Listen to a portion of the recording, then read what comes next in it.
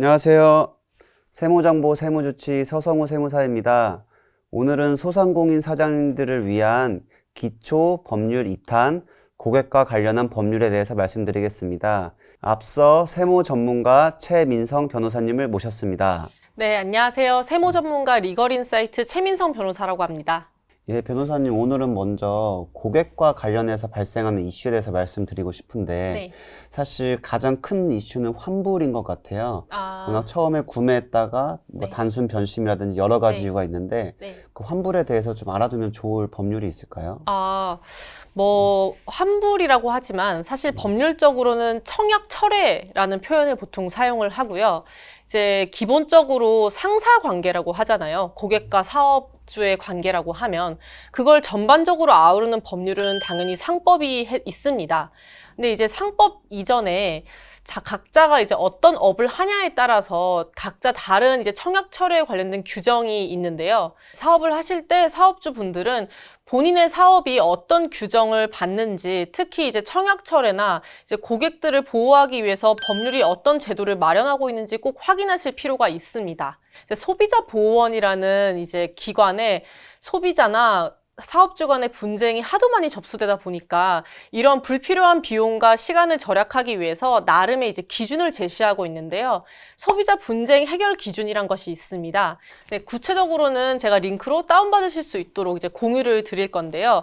어떤 권고 기준인데도 꽤나 세부적이고 한 번쯤은 검토를 해볼 만한 내용들입니다. 예, 변호사님, 그럼 이제 저 같은 경우는 좀 세일하는 상품을 좀 많이 사는데 네. 가끔 그런 데서는 교환 환불이 금지라고 나와 있는 경우가 있거든요. 네. 그래서 이제 법적으로 교환 환불이 좀 안 되는 게 이제 법적으로 정해진 게 있나요?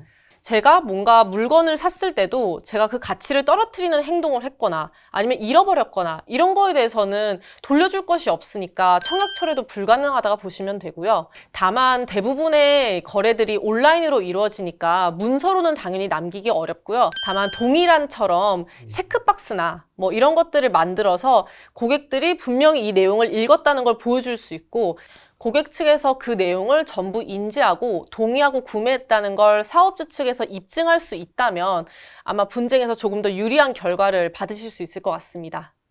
예, 변호사님, 요새는 신규 창업자들의 80% 이상이 외식업이라고 알고 있는데 네. 그런 초보 외식업 사장님들이 알아두면 좋을 법률 같은 게 있을까요? 있죠. 요식업 같은 경우에는 이제 식품위생법이 주로 문제가 되고요. 예를 들어 식중독이 발생했다 하면은 거기에는 형사처벌까지 예정되어 있을 정도로 매우 심각한 문제가 발생하기 때문에 그거에 대해서 사장님들이 위생이나 뭐 여러 가지 기준을 전부 충족했다는 것을 스스로 입증해야 될 수 있습니다. 그렇기 때문에 그 법률은 반드시 한 번쯤은 숙지를 하시는 게 좋습니다. 극단적인 사례이긴 한데 이제 뭐 고객 입장에서는 이제 당신이 만든 음식을 먹고 내 치아가 부러졌다, 뭐 이런 주장을 하는 경우도 있을 수 있거든요. 근데 이런 경우에는 이제 대량의 식중독이 발생한 게 아니기 때문에 그건 고객이 입증하는 게 맞고요. 그럴 경우에는 고객이 어떤 자료를 확보하는지에 대비해서 저희 쪽도 초기부터 자료를 마련하는 게 중요하기 때문에 녹취 등 이런 여러 가지 입증할 만한 것들을 준비하시는 게 좋을 것 같습니다. 예, 변호사님, 그리고 이제 음식점을 들어갈 때 네. 가끔 이제 신발 같은 걸 이제 벗고 그러잖아요. 그쵸. 근데 그때 거기에 꼭 분실시 책임 안짐이라는 표지가 있던데 그게 법률적으로 좀 맞는 건가요? 그 부분 조금 애매하긴 한데 기본적으로 고객이 맡기지 않은 물건에 대해서는 점주나 뭐 종업원이 책임을 지진 않습니다. 다만 이제 어디 갔을 때 가방이나 코트나 이런 것을 이제 맡아주는 가게들이 있는데 그럴 경우에 물건이 분실됐을 때는 가게 측에서 자기들이 보안 장비를 이렇게 철저히 하고 있다는 걸 역으로 입증해야지, 그렇지 않으면 이 영업자 측에 책임이 되거든요. 이제 다만 그 물건이 뭐 고가의 시계라거나 아니면 굉장히 비싼 가방이라거나 뭐 이럴 경우에는 가게의 피해도 만만치 않잖아요. 그래서 그거에 대비해서는 고객이 먼저 이 금액이 굉장히 고가의 물건이니 주의를 해달라라고 얘기를 하지 않았으면은 그것까지 가게가 책임지게 하진 않습니다. 예, 변호사님. 네. 그리고 저는 이제 음식점을 갈 때 맛집인지 아닌지를 판단하는 기준이 댓글이거든요. 네. 그래서 저는 그런 댓글을 보고 많이 찾는데 네. 제 생각은 또 반대로 일부러 경쟁사들이 댓글을 악성 댓글을 쓸 수도 있을 것 같아요. 그럴 수 있죠. 그럼 이런 쪽에 대해서 좀 방어할 수 있는 법률적인 게 있을까요? 일단 많이들 아실 텐데 이제 명예훼손죄랑 모욕죄가 형사적으로는 예정되어 있고요. 다만 이제 명예훼손 같은 경우는 아셔야 될 게 사실을 적시하거나 혹은 허위의 사실을 적시해서 뭐 제 신용도나 명예에 문제가 발생했을 때 처벌이 가능한 조항이고, 이제 모욕죄는 이제 굉장히 비방의 언어를 사용한 것에 대해서 처벌을 하는 조항이거든요. 네, 사례를 좀 나누어 생각하긴 해야 되는데, 먼저 제가 비용을 지불하고 그 식당을 이용한 다음에 어떤 후기를 남기는 것에 대해서는 기본적으로는 처벌이 좀 어렵긴 합니다. 아무래도 제가 이제 고객으로서 평가를 하는 거기 때문인데요.